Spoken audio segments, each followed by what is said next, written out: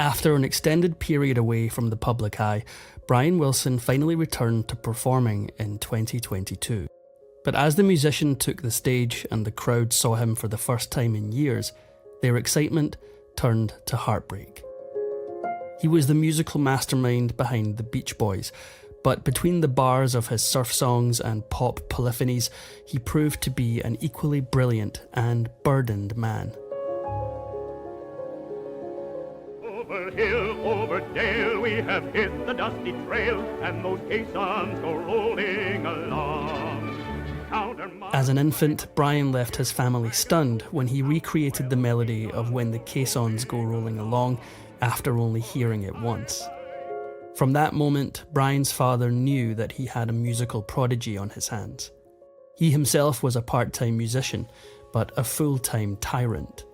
While he encouraged Brian and his siblings to pursue their musical talents, his methods were described as violent and cruel. By the time he was 12, Brian had used his perfect pitch to teach himself piano and already played solos in the choir. Somehow he also managed to find the time to shine in sports, such as football and baseball. However, the only team he was really interested in playing on was his own.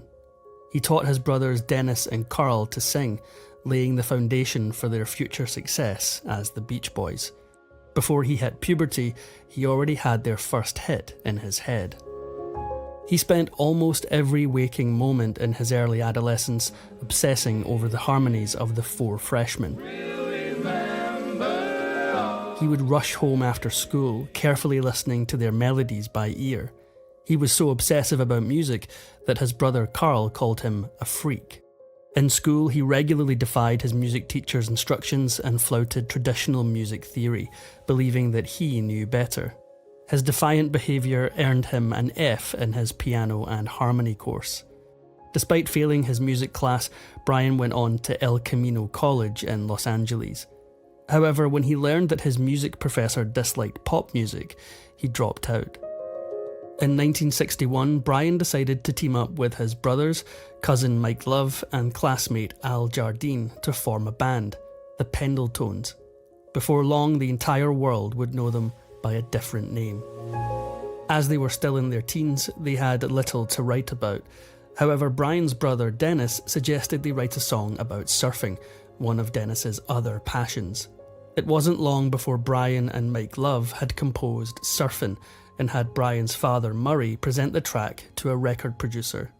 Given the nature of the song, the record label insisted that Brian and his bandmates change their name to the much more apt Beach Boys. The rebrand helped catapult Surfin' to the top of the LA airwaves and made the band into an overnight sensation. Less than a year later, they signed a deal with Capitol Records and released their debut album, Surfin' Safari. Capitol recognised that Brian was the brain behind the Beach Boys and allowed him to produce music for other artists. But when he produced the #1 hit single Surf City for Jan and Dean after only reaching #3 on the Billboard pop chart with the Beach Boys single Surfin' USA, trouble began brewing. Capitol Records, along with Brian's father, forced him to cut ties with Jan and Dean and rededicate himself to his original band. Brian felt constrained by Capitol Records and his overbearing father, but then he came up with a brilliant idea. He pitched a female band consisting of 3 sisters called the Honeys to Capitol, billing them as the female Beach Boys. The band was a commercial flop, but a personal triumph for Brian. During this period, he became close with the Ravel sisters of the Honeys. In fact, for nearly 2 years between 1963 and 64, Brian moved into the Ravel family household. While the songs that he produced for them didn't heat up the charts, he sparked a romantic interest in Marilyn Ravel. 1964 turned into Brian's nightmare when a British band called the Beatles debuted in the US with their single Please Please Me. And for Brian, it was personal. He believed that Paul McCartney would be his biggest rival. He responded to the Beatles' arrival with his greatest song to that point, I Get Around. The single topped the charts and ensured that the Beach Boys were still relevant during the British invasion.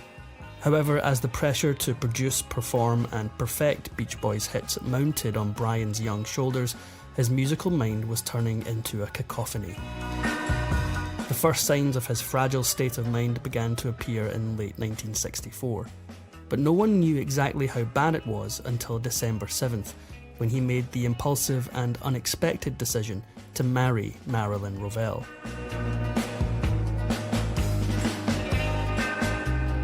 On December 23rd, not long after their plane to Houston took flight, the sharp tension that had been building in Brian finally snapped, and so did he. Without warning, he started crying and making shrieking noises. He screamed into a pillow, spun out of his seat, and sobbed on the cabin floor, leaving his bandmates speechless and terrified. They agreed to send him back home to rest and recover, but he would never truly come back. What was meant to be a brief hiatus from the band and his domineering father turned into a never-ending playlist of psychological torment. Despite his fragile mental state, Brian became a highly sought-after music producer and befriended the agent Lauren Schwartz. Finally freed from his father, Brian was able to try new things, and Schwartz was only too happy to oblige. Through Schwartz, Brian learned about literature and philosophy, religion and mysticism, and, most worrying of all, powerful psychedelics. Far from curing his nervous breakdown, Brian's first acid trip dialed up the volume of the noise in his head. However, it also unleashed the more untamed side of his creative genius. During this first trip, he conceived of the riff for California Girls and described the introduction of the song as the greatest piece of music he'd ever written. During this time, he developed the album Pet Sounds, but his behaviour became increasingly troubling. Pet Sounds, Brian's most personal expression yet, was a hit with Beach Boys fans, but only moderately successful with wider audiences. The lukewarm response left him mortified. For the next few years, he continued producing increasingly introspective sounds and isolated himself from the outside world.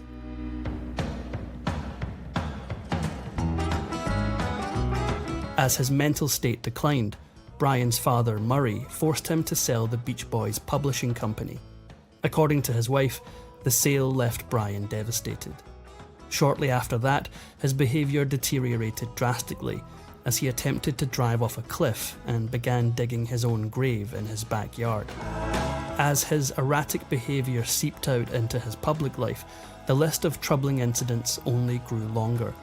He attended a meeting with music executives, having painted his face bright green. He showed up to other musicians' performances, jumped on stage and performed songs in a bathrobe. But things really went off the rails when, in 1973, Brian's father died.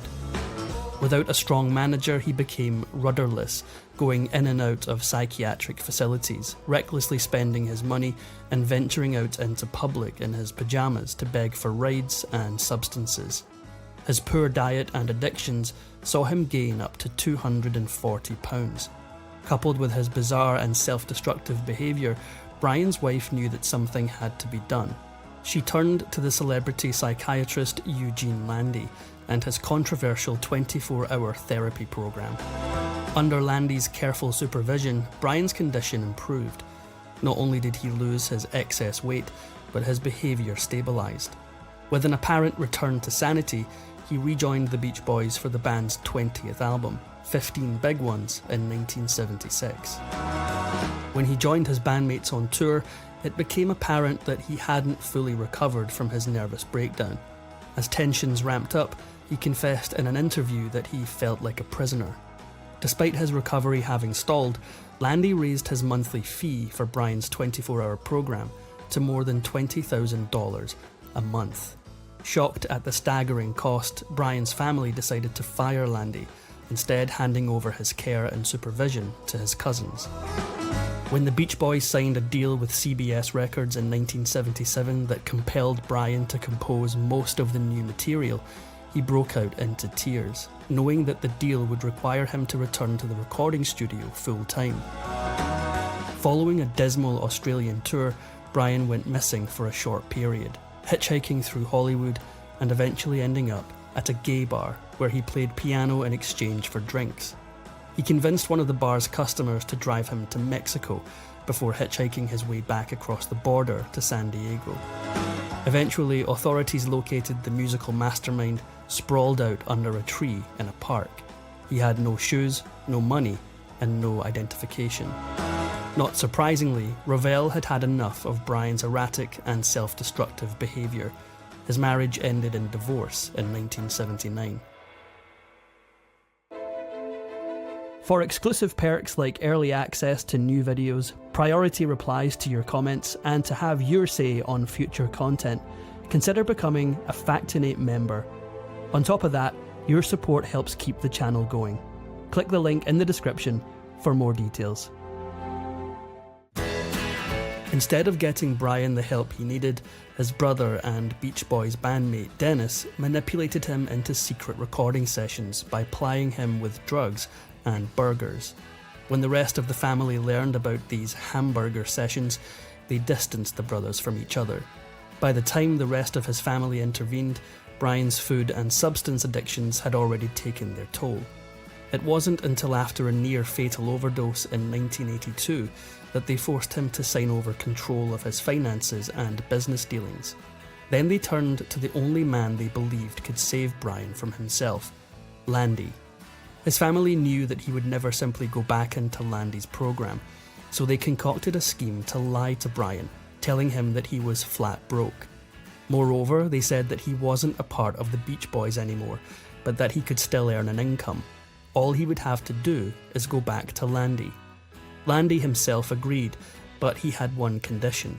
He wanted full control over Brian, with the promise that nobody else would get in the way. It seemed to work, at first.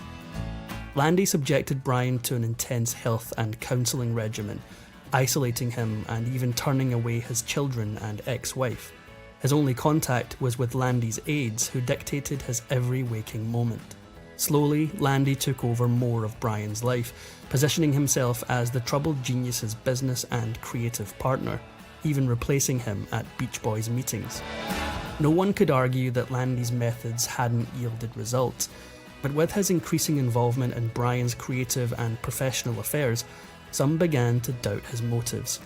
Critics accused Landy of playing puppet master, controlling Brian's thoughts, actions, and even his music. Brian Wilson is a perfect example of the fact that in my field, I'm an artist. Landy convinced Brian to strike out on his own and release a solo album. He released his eponymous debut solo album in 1988 to rave reviews from critics and surprising commercial success. However, his old band stole the spotlight. They released their first ever Brian-free song, Kokomo, around the same time, and watched the track soar to #1 on the charts.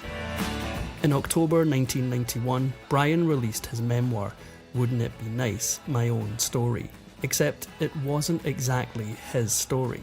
It was later revealed that large portions of the book had been lifted from previous biographies. Mike Love, Al Jardine, Carl Wilson, and even Brian's own mother, Audrey, filed defamation lawsuits for the lies they claimed he spread in his book. By the end of the year, his family had succeeded in breaking off Brian's toxic partnership with Landy. A restraining order soon followed, cutting the psychiatrist out of his life for good. In close succession, Brian lost the two most protective people in his life, his brother Carl and his mother Audrey. Without their support, he allegedly fell into the clutches of his second wife, Melinda. Though some credit her for keeping Brian connected to his music, many speculated that she was manipulating him into producing more of it. Brian's daughter even went so far as to call Melinda Melandy, in reference to his old psychiatrist. By the late 1990s, Brian had set out on his first solo tour, taking his musical genius all the way to Japan. The once reluctant performer had clearly transformed. He insisted that he loved performing, but not everyone was convinced. They looked for telltale signs that someone else was pulling his strings. In one interview, in a candid moment, Brian admitted he didn't enjoy performing. Then, as if on cue, his handler immediately chimed in, telling Brian that he did, in fact, enjoy performing. In 2011, Brian secretly reconnected with his former bandmates to re-record Do It Again, fueling reunion rumours among the Beach Boys' most ardent fans. When asked about returning to the band, however, Brian was blunt, confessing, "I don't really like working with the guys, but it all depends on how we feel and how much money's involved." Apparently, a lot of money was involved. He joined the band on tour, leading to the release of That's Why God Made the Radio in June 2012. In 2019, his declining mental health forced him to postpone tour dates, and his social media posts hinted at his internal strife. His final performance came on July 26, 2022, in Michigan. Reportedly, those who attended the show described him as rigid and expressionless, as if he were watching the world from a distance, detached from the music that had once consumed him. On January 30th, 2024, Brian lost his wife and strongest advocate, Melinda Ledbetter.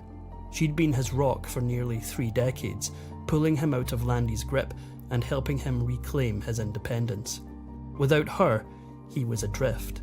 Then, the following month, the public learned the heartbreaking truth. Brian had been diagnosed with dementia. Since 1965, he had lived with schizoaffective disorder and mild bipolar disorder, tormented by distressing auditory hallucinations. The voices whispered, taunted, and sometimes even inspired him, shaping the music that defined his legacy. He called them his heroes and villains. In the end, Brian survived for less than 18 months after losing his beloved wife. On June 11th, 2025, his family announced that one of music's greatest geniuses had died at the age of 82. In the message, they included a heartbreaking send-off, using the phrase "Love and Mercy," the title of Brian's breakout single from his first solo album. Who determines, Brian, what will be done next? Well, I guess I do. I don't know.